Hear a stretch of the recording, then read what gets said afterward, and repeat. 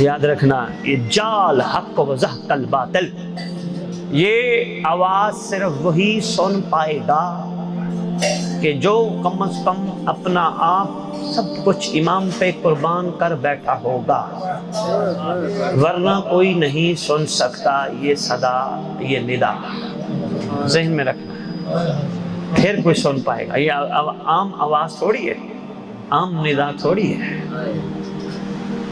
میرا حبیب ان سے کہہ دے حق آ گیا باطل مٹ گیا، وَقُلْ جَاءَ الْحَقُّ وَزَهَقَ الْبَاطِلُ۔ حبیب ان سے کہہ دے، حبیب ہم آپ سے گزارش کرتے ہیں، حق تو نہیں بنتا ہم آپ سے گزارش کریں، لیکن کیا کریں، کام ظرف ہیں اور کہاں جائیں، ہم آپ سے گزارش کرتے ہیں، آپ کی اللہ نے کہا تھا ان سے کہہ دے حق آ گیا باطل مٹ گیا، بے شک باطل مٹنے والا ہی ہے، مٹنے کے قابل ہی ہے۔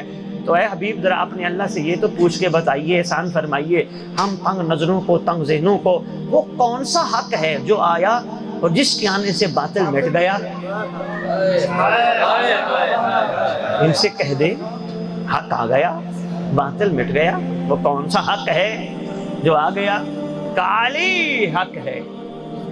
حبیب خدا مہربانی کیجئے، تیرے علی کی خیر ہے، لیکن احسان فرما علی کے آنے پر تم نے حبیب ہاتھ بلند کیا تھا نا غدیر میں، کہا تھا نا ساری دنیا کو، خلقت نے سنا تھا نا، عرش سے لے کر ذرے تک کائنات کی ہر چیز نے سنا تھا، من کنت مولا فہذا علی مولا، یہ پیغام سنا تھا۔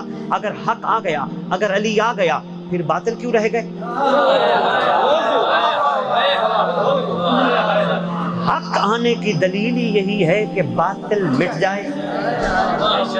آواز آتی ہے سنو ایمان والو، یہ دراصل آیت کا مصداق ہے میرا اپنا قائم۔